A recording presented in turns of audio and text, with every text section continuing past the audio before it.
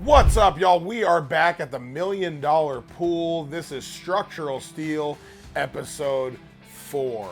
First up, I have talked about how many deliveries that we have been getting and will continue to get. Our newest delivery is coming in this morning. The biggest beam yet, 51 feet long. Look at this. It is too long to even fit on the trailer. They had to lift the front end of the beam and they had to rig up some chains to hold the beam so it wasn't jostling around while they were driving. But now we are up in the hills, and I am telling you, some of these hills are very steep. There's winding roads. Just navigating this mammoth of a beam all the way up to our job site is an endeavor in itself. Now, look how the guys bring in the SkyTrack. This is a huge piece of equipment, and watch as it's still somewhat struggling with this beam. They gotta pick up the beam, they gotta move it all around, they gotta kind of back up in the street, because remember, it is too narrow to back the trailer into the driveway. So they get the SkyTrack, pick up this mammoth beam, and then they gotta get it to where it is parallel with the driveway and they can bring it straight up. All right, get a load of this. So they bring the beam by way of the SkyTrack up through the driveway down to where they're gonna stage it. And then Alan from GM Bros is letting out the arm of the SkyTrack and lowering it down. And look at this, it makes the SkyTrack do a nose wheelie. The SkyTrack is one piece of heavy machinery, and this massive beam made the whole thing get off kilter. A little bit of a scare, not the biggest deal in the world. We just put down the stabilizers, all is fine, nothing to worry about. So we usually use two different types of beams. One is an HSS. This is hollow structural section, which this beam is. If you look, it's a rectangle tube, so the inside of it is hollow. The other type of beam that we use a lot when it comes to steel is an I-beam, and we talk about that all the time. That's the skinny middle section with the two wide flanges.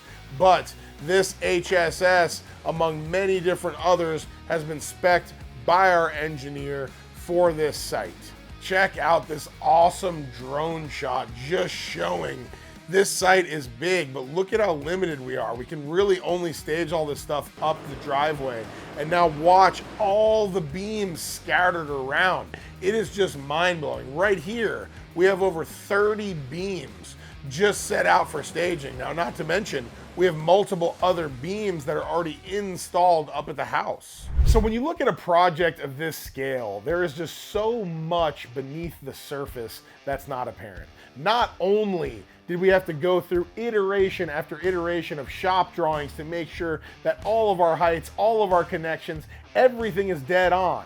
Now we have to go into the planning and execution to get every single beam on site, make sure every connection detail matches exactly, going out, checking and rechecking. We're scheduling deliveries, and all of this coordination just simply takes brain power. That's why I use ENDS energy pouches. I love the energy blend. It's packed with 50 milligrams of caffeine, no junk, no sweeteners, but there's also nootropics like L-theanine that keep my mind sharp. So when I'm busting this workout on the computer and we're coordinating on site, I am in the zone the whole time. Head on over to nzepouches.com, put in promo code JGB at checkout, and get your 15% off. Now let's get into some meat and potatoes, and the install starts for this week. You see the guys out there, we got 2 scissor lifts, the forklift, and the SkyTrack. So now all of our fabrication is done. We've kind of been slow moving a little bit to set some base plates, set some columns. Now I told GM Bros it's time to step on the gas. So a lot of people were like, why didn't you bring in a SkyTrack? Why didn't you bring in a crane? Why didn't you do this? Why didn't you do that? It's like, because we had a month of setup, right? We had about maybe 6 weeks. So having all this expensive machinery out and renting it and just wasting money is pointless, guys. So there's always a method to the madness. Now that we have everything lined up, it's a sprint, right? So we're gonna rent all this equipment so that we can more efficiently install things. And you see, by different methods, using the SkyTrack to bring beams in, using the forklift to kind of move them on site, and then now we have the scissor lift. So look at this, we have a column install that is up at the 12 to 24 foot range. This is a 12-foot long column sitting on top of the beam, which makes up the ceiling of the lowest level. But they use the scissor lift, they just kind of lift up with that column in hand, and then they're gonna just get that column down and then start welding it on the top of that HSS beam. Okay, y'all, check out technology.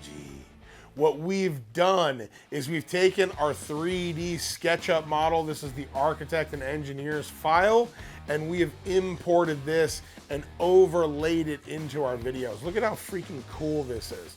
The whole entire structure, the whole perimeter has structural steel. There's columns riddled through all of this. There's so many steel beams.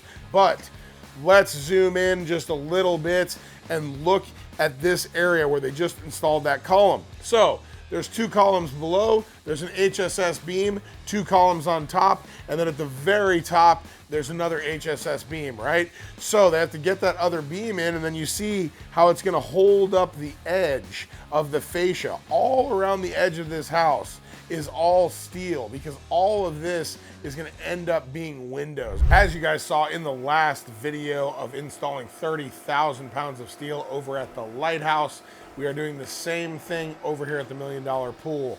You see GM bros, they're using the spray gun and they are spraying on a primer. We do it in rust color so that when it rusts, we can hide all the rust. And when you guys say it's gonna rust and fail, the client will never know. We're just ripping everybody off. In all seriousness, once you prime these beams, as they're exposed to the weather until we get this house dried in, they're gonna be protected. And then, even so, they're gonna be encased in all the walls. They're never gonna really hit water or moisture again. But all of this primer just seals that raw steel, because even when it's raw, just humidity in the air can start to rust these beams. We have the SkyTrack down all the way at the bottom. Now, remember, the pool is over 35 feet tall from that ground. We're at least 15 feet above that. We're like 50 feet in the air with the SkyTrack arm nearly all the way out. It is holding up that huge HSS, and then the guys use the scissor lift. And look, the scissor lift is almost all the way at its capacity too. We're finally putting up one of those top level HSS beams at the very top of the columns that makes up the layer of kind of our fascia and the uppermost level of the structural steel. We got another one of those most upper level beams. This is the section I was talking about earlier where we just set that column on top of the beam below it. So first off, what the guys did is they put the SkyTrack up kind of to where the scissor lift can meet that SkyTrack, and they brought the beam up on the scissor lift. They put the straps on the forks of the SkyTrack, and then the SkyTrack took it up all the rest of the way. Look at this shot. We got this crazy structural steel going on. Look through right to downtown. I mean, it is so dreamy out here at the $1 Million Pool. And every time I'm on site and every time we see these videos, I am just beside myself on how awesome this project truly is. They get that beam up there on top of the columns, and then they're gonna tack weld all of that, and they're checking everything to make sure it's level and plumb before they fully weld it out. Now we're moving on to the portion that is actually going to be the covered patio that's right adjacent to the pool. You see the guys installing 2 circular columns. Now, fun fact, a circular column is actually stronger structurally than a square column. So these 2 columns right here, we wanted to minimize how many columns we had in this area because this is a covered patio, right? We don't want columns all in our space and messing up the flow. These 2 look really cool too because they are round, but this is wild. It almost seems like impossible that just these 2 are holding up this massive section, and this other beam is going to come in later in the video and you'll see what I'm talking about. Right here is one of our more precarious welds that we have to do. So we have a very long HSS that needs to go up and span between 2 beams that we saw installing earlier. This makes up the edge of the fascia. But if you notice, we have an overhang. We have a little bit of an eave before this beam, right? So this beam is not installed flush with the edge of this foundation. It's about 2 feet out from the foundation. So first of all, we got to get the SkyTrack, and we got to very carefully maneuver this beam and raise the arm and raise the arm and raise the arm. We're reaching almost the uppermost limits of this SkyTrack. So this is exactly where the scissor lift truly comes in handy. So they extend the scissor lift nearly all the way to the top of its reach, but there's a really cool feature where you can actually push the gate out. It gives you about an extra foot or more, and then you can lock that into place. And this allows the guys to work outside of that foundation area. But again, these guys are so locked in, they are so dialed. I truly think they're just viewing this as another day at work, but they do not even realize how freaking badass it is what they're doing day in and day out. So after everything's tacked up, you can see we have some different styles of connection details.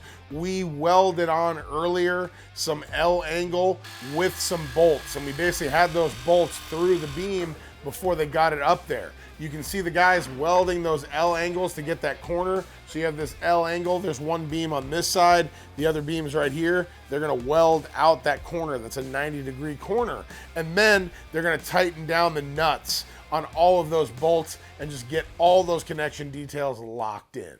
Now, let's settle down week 4 with another massive HSS beam install. Just get a load of how many different times the guys are trying to get this into position. They have to change pivot points. They're holding different anchors. They're maneuvering this beam. They're bringing the SkyTrack up and down. They're trying to get this beam into place because this foundation is so tall.